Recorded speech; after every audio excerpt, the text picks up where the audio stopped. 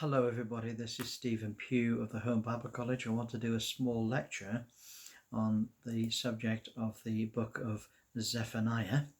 This is for the second year students of the Home Bible College, and it's lecture number 24, and it's Zephaniah, and I call the book Turn to God Again.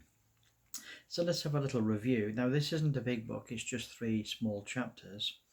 It's an Old Testament prophecy book.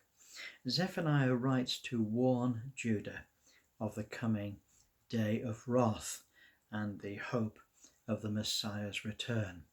So the subject of the book is nothing to do with being a Christian. The subject of the book is all about Israel, and it's all about the day of the Lord. And Christ is going to come in the day of the Lord, and he's going to bring a time of exceedingly great wrath of God upon the world. Now he wrote probably in about 640 to 621 BC. Zephaniah lived at the same time as Jeremiah and Micah. And Zephaniah's message is the love of God expressed to Israel in the midst of judgment upon the world. And there are 2 themes in the book: the day of the Lord and the jealousy of God. So we have these 2 themes then. The day of wrath comes and the day of hope follows. So let's look at the 3 chapters and just have a little snapshot of what they're about. The first part is I call it Judgment on Judah and Jerusalem, and this is chapter 1 verse 1 to 18. The day of wrath is coming, and of course we only have to go straight into that passage and we get an instant picture as to what God is going to do in the future at the end of the tribulation period, in which he will bring the wrath of God upon the world. Then in chapter 2 verse 1 to chapter 3 verse 8 we have the judgment of the earth and of the nations on the earth, and we have Israel's neighbours are doomed. There will be certain nations that will take an extremely antagonistic attitude towards God's holy people, Israel.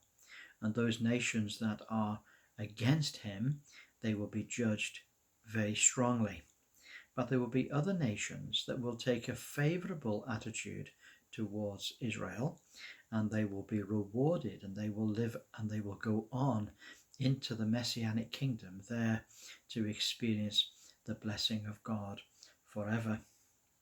And the third part of the book is that little part at the end of chapter 3 verse 9 to 20, in which Israel, or rather Jerusalem, will be saved. Even though the nations of the world would love to obliterate Jerusalem, the nation will actually be saved, and it's all judgment is finally removed, and the kingdom is finally established. Now, we're not in the kingdom today, no matter what people say.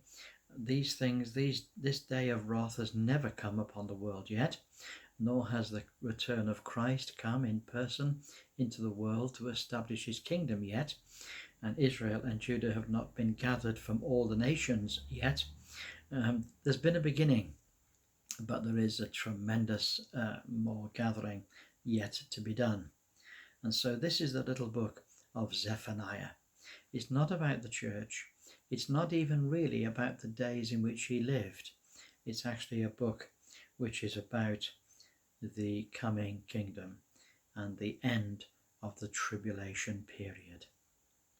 Well, there you are. I look forward to speaking to you on our next mini lecture, and God bless you all. Bye for now.